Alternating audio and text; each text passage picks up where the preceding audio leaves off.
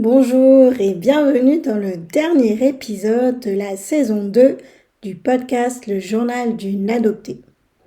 Je m'appelle Sandra, j'ai 39 ans et j'ai été adoptée à l'âge de 13 mois. Je suis née en Bolivie et je suis arrivée en France en 1982.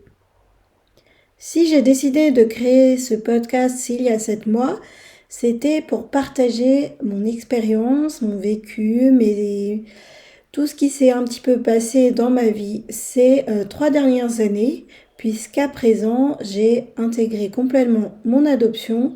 Je peux en parler de manière sereine et apaisée. J'ai en parallèle retrouvé ma mère biologique, mais aussi un grand frère et 2 petites sœurs. Et par rapport à ça, je n'ai plus du tout de soucis pour en parler à quiconque me posera la question. Mais ça n'a pas toujours été le cas. J'ai dû accepter que jusqu'à mes 37 ans, j'étais dans le déni de mon adoption. Je n'avais jamais écouté mon histoire. Cependant, tous les projets que je faisais s'écroulaient petit à petit et un jour j'ai compris que pour pouvoir construire quelque chose de solide, il me fallait des fondations solides. Or, je n'avais pas ces fondations.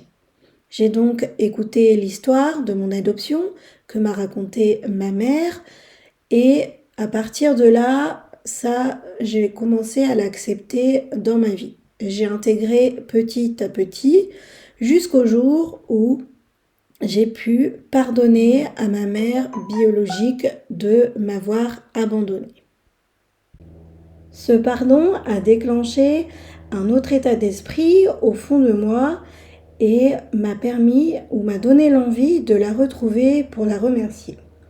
Car j'ai appris qu'elle ne m'avait pas abandonnée, mais donnée à l'adoption afin que j'aie une vie meilleure que celle que j'aurais pu avoir en étant restée en Bolivie.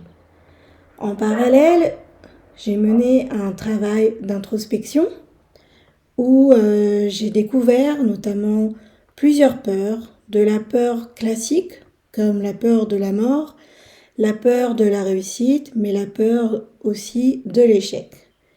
De fil en aiguille, j'ai cru que ces peurs ne s'arrêteraient jamais. Jusqu'à ce que je mette le doigt sur la fameuse peur de l'abandon, une peur qu'a n'importe quel adopté, puisqu'il s'agit d'une blessure primitive, comme le dit Nancy Newton-Verrier, qui a écrit plusieurs livres à ce sujet.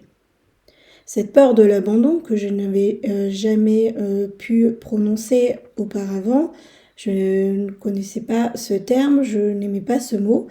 Et même après avoir lu le livre Les 5 blessures qui empêchent d'être soi-même de Lise Bourdeau, je n'ai même pas compris ni pu m'identifier dans cette peur. Et enfin, j'ai découvert ma peur la plus profonde avec celle de l'abandon qui était la peur d'exister. J'ai travaillé dessus, sur ces peurs, et aujourd'hui, j'ai compris qu'on ne s'en débarrasse pas. On fait avec, on vit avec, on les apprivoise, on les reconnaît, on les identifie pour savoir quand elles vont nous jouer des tours. À présent, je me sens beaucoup mieux, beaucoup plus sereine. Et c'est pour ça que j'avais décidé de partager mon expérience. Cette sérénité m'a permis notamment de ne plus être en colère, une colère bien entendu dont je n'avais pas conscience et que j'ai pu m'en débarrasser au fil de mon introspection pendant ces 3 dernières années. J'ai aussi avancé petit à petit sur un cheminement pour trouver cette sérénité. Ça ne s'est pas fait du jour au lendemain et c'est pour ça que dans ce podcast, j'avais envie de vous partager ces petits pas qui peut-être vous parleront et vous permettront de faire des grands pas en avant ou d'avoir le déclic et ne pas peut-être gagner quelques 3 années de votre vie, sachant que moi, mon introspection a duré 3 ans. Aujourd'hui, je termine cette saison 2 pour une raison particulière, car je la termine sur une note positive. Et je vous explique tout de suite pourquoi et comment j'ai trouvé cette note. Alors que j'étais en train de jardiner hier en écoutant un podcast, le podcast qui s'appelle Métamorphose de Anne Gecker où elle interviewe Franck Lobvet, c'est l'épisode numéro 161 et qui vient de sortir un livre qui s'appelle Une autre vie. J'étais donc en train de l'écouter pendant mon heure de jardinage. Et ce qu'il a dit en fin de ce podcast m'a marqué. Mais avant de parler de cette découverte, cette pépite dans ce podcast qui me fait terminer cette saison 2, je reviens sur le premier épisode de ce podcast. Si vous ne l'avez pas écouté, si vous me découvrez à présent, j'avais fait un podcast qui s'appelait « Et si tout s'était arrêté maintenant ?» Cette question et particulièrement la réponse ont été les premiers chamboulements dans ma vie. En effet, je me suis posé cette question alors que j'habitais à Paris en novembre 2015 et où j'étais de sortie lors des attentats qui ont fait plus de 180 morts. M'est alors venue à l'esprit cette question existentielle, et si tout s'était arrêté maintenant, serais-tu contente ? À ma grande surprise, la réponse était non. Non, je n'aurais pas été satisfaite que tout s'arrête. J'avais l'impression de quelque chose d'inaccompli, d'inachevé dans ma vie, mais impossible de savoir quoi. C'était en novembre 2015 et à partir de là, j'avais semé une petite graine dans ma tête qui s'est terminée, a commencé par une quête de sens à mon travail. J'ai pris du coup un congé sabbatique pour y réfléchir. Cette quête de sens à mon travail s'est terminée en quête d'identité. Cette quête d'identité, beaucoup d'adoptés l'ont.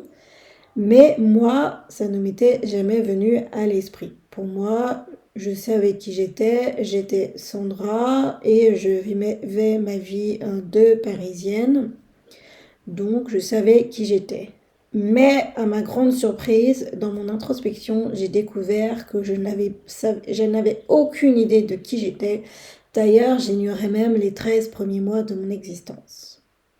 Et pour revenir à l'interview de Franck Lobvet, je vous cite ce qui m'a marqué. Comment conjuguer l'état présent, c'est-à-dire l'état dans lequel je me trouve, et l'état désiré, c'est-à-dire ce que je souhaiterais le plus vivre dans ma vie. Conjuguer ces deux états devient l'état d'être idéal. Résumé en une phrase, lorsque je désire ce que je vise comme état, ce que je vise être, c'est l'état que je vise maintenant. Lorsque je désire au monde cet être Franck, avec ses hauts et ses bas, sa joie, sa tristesse, ses grandes et ses petitesses, sa peine et son enthousiasme. Si je me prends tel que je suis ici et maintenant, je me trouve dans l'état d'être idéal. Conjuguer l'état présent et l'état désiré, ce que je désire le plus au monde, c'est être la personne que je suis maintenant. Ma quête est terminée. Ma recherche est terminée. Je vais vivre maintenant comme si j'étais prêt à mourir tout de suite, parce que je suis heureux d'être ce que je suis. J'en ai encore les larmes aux yeux, beaucoup d'émotions à lire ça, à avoir entendu ces mots, ma quête est terminée et je suis prête à mourir maintenant, parce que quand il a prononcé ces phrases, ça a extrêmement résonné en moi. Car c'est vrai qu'à présent, je me retrouve dans un état serein et si je devais mourir tout de suite, je le ferais je le serais de manière vraiment apaisée, sereine, je mourrais en paix.